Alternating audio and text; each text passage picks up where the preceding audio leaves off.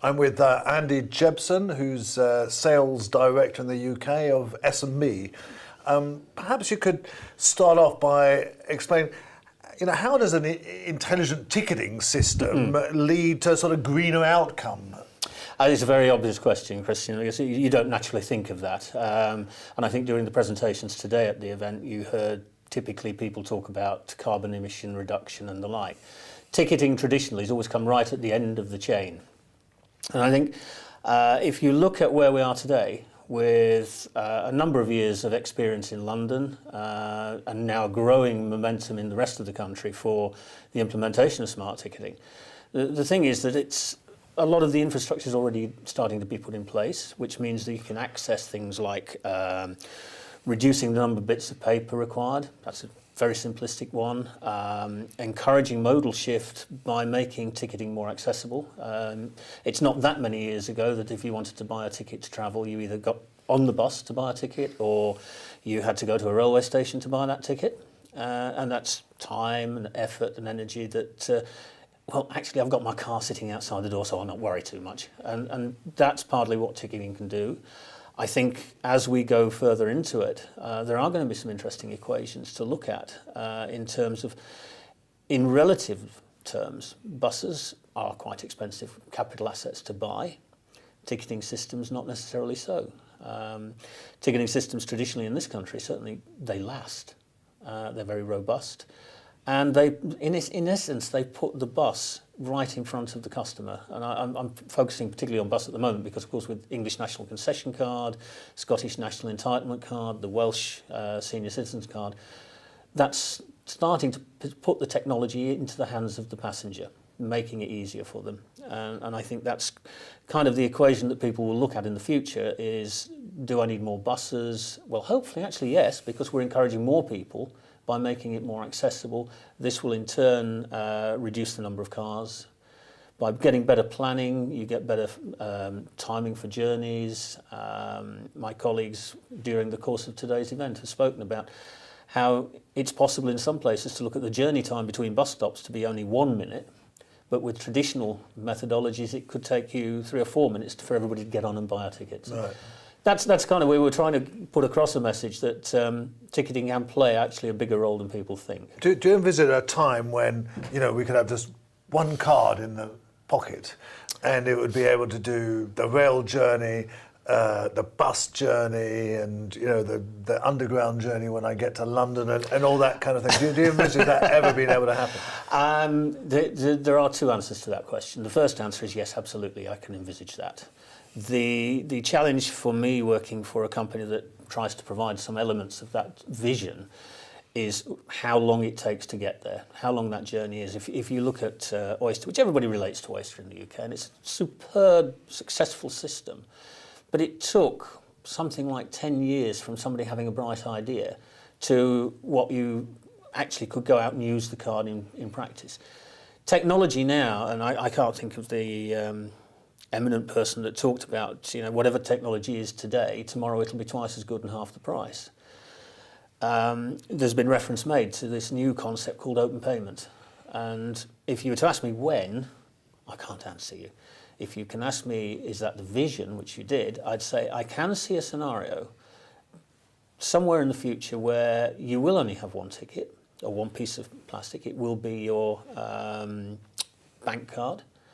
You won't need a card as you would at the moment. And I was in Newcastle this week for the launch of their smart card scheme. They're very proud of it, but you'd have a Newcastle smart card, you could have a Scottish smart card. The potential is there, and there are people now talking about the desire to make it easier and more accessible.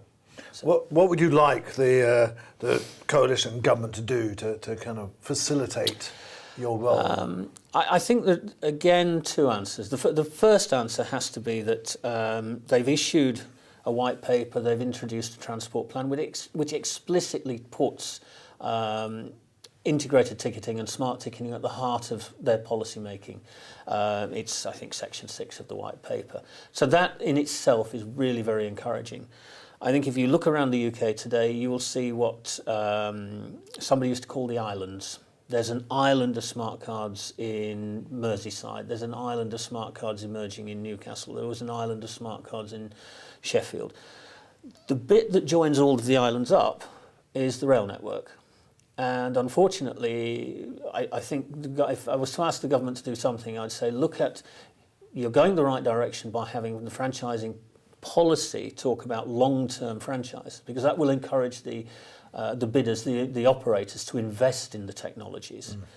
But you still have to look at the fact that the rail franchises are staggered when they end and when they're relet. At different times. At different times. So whenever you have a policy that says we will have rail smart ticketing driven by the franchising process, you extend that period of time that we talked about a couple of moments ago before the vision can become reality. If I was to be very personal now, because I've been involved in ITSO from day one, I'd love the government to really sort of take a grip of it and say, okay, we're going to make it on the railways now and let the franchising process catch up. Right. And do you think you pick up things from events like this? Do you actually kind of... I've been extremely pleased with this event because we obviously know the operators. We have contracts with every major operating group and with most of the PTEs, either directly or indirectly. But they've always been in the ticketing concept and context.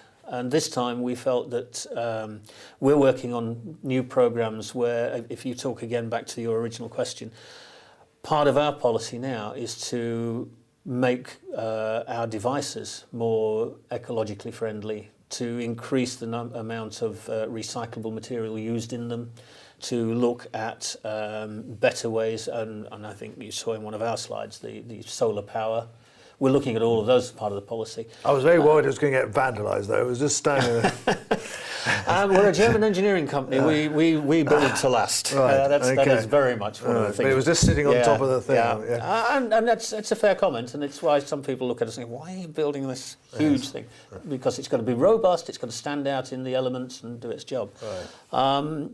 But this is a new avenue for us. It's not where you might traditionally expect to find our company at a ticketing event or a fares event or a more directly transport event.